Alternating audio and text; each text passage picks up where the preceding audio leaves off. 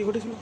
কালকে মোর ঘরে তোমার দাদা তো ঘরে ছিল নি, এই দুপুরবা কাজ করে আসলে আর অনেক সন্ধ্যাবেলা মোর ভাগনা রাগনা অনেক লোক আছে, তানে ফ্ল্যাগ মারছিল আর অনেক কিসের ফ্ল্যাগ মারছিল? মানে ভোটেরই ফ্ল্যাগ মারছিল। কোন পার্টির?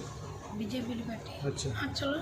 এবার তিনে মিলে লোক এসে গাটাইছে বিকাল 5টার সময়, একটু বেলা আছে গাটা হবে, কেটে কেটে আসলো। তারপরে সন্ধ্যার মুখে মরে ভাত খেয়ে দিয়ে হাত দিয়ে ঢুকতে হচ্ছে, ওকে টেনে লেগেছে একদম কলারতে ধরে টেনে লেগেছে, ওকে ডিপ করে ফেলে দিয়ে মারে। কারা মারছে? তৃণমূলের লোক।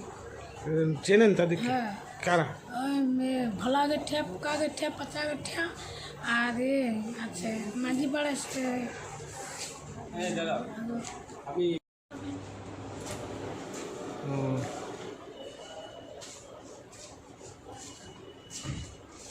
কালকে ঘটনা কি ঘটেছিল?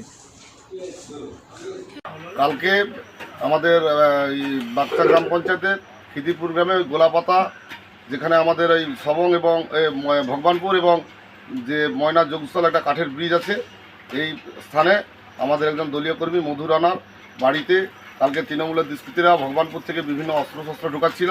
সেই সময় ওই ছেলেটি দেখতে পায়, দেখতে পাওয়ার জন্য ওকে অ্যাটাক করে, ওর পরিবারের উপরে পুরো অ্যাটাক করে, ছেলেটাকে একদম কুপিয়ে দিয়েছে এবং তার স্ত্রীর নাক কেটে দিয়েছে। এবং ওর দুষ্কৃতীরা এতই মানে খতরনাক যে তার যে বাচ্চা মেয়েটা ছিল তাকেও মারধর করেছে এবং তাকেও কাটাকাটি করে দিচ্ছে। এই ঘটনার আমরা তীব্র নিন্দা জানাই এবং প্রশাসনকে আমরা বলেছি এর যদি উপযুক্ত ব্যবস্থা না হয়, কাউকে যদি গ্রেপ্তার না করে, তাহলে আমরা কিন্তু বৃহৎ আন্দোলন নেব। মনোরঞ্জন হাজরাকে পুলিশ এখনও পর্যন্ত সিকিউরিটি দিয়ে রেখেছে, সেই সিকিউরিটিকে সঙ্গে নিয়ে উনি এই সমস্ত ঘটনা ঘটিয়ে বেড়াচ্ছেন। বাগচা একটা শান্ত এলাকা ছিল, এই মুহূর্তে তৃণমূলের দুষ্কৃতীরা আবার নতুন করে বাগচায় গণ্ডগোল তৈরি করার জন্য এই সমস্ত হামলা করছে। আমরা পুলিশের কাছে দাবি করছি যে আপনারা এর দ্রুত ব্যবস্থা নিন। আপনার পরিচয়? আমার নাম উত্তম সিং, আমি ভারতীয় জনতা পার্টির ময়না মণ্ডল 3 সভাপতি। ওদের দাবি একেবারে সর্বৈব মিথ্যা।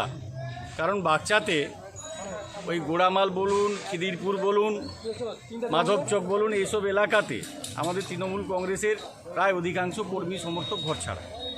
আমরা দীর্ঘদিন থেকেই রাজনৈতিক কোনো কর্মসূচি ওখানে পালন করতে পারিনি। আমরা যদিও কিছু কিছু পতাকা টাঙিয়েছিলাম, ওরা রাত্রিবেলায় বিজেপির হারমাদরা সমস্ত সেই পতাকা ছিঁড়ে খুলে ফেলে দিয়েছে।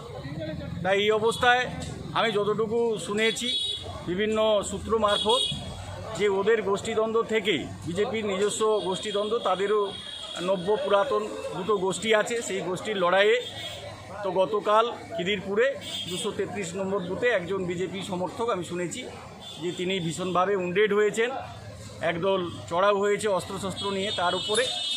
তো আমি আশা করব পুলিশ প্রশাসন এই ব্যাপারে যথেষ্ট ব্যবস্থা নেবে এবং আমাদের দলের পক্ষ থেকে কেউ বা কারা দোষী নয়, আমি এটা দ্বিধাহীনভাবে বলতে পারি।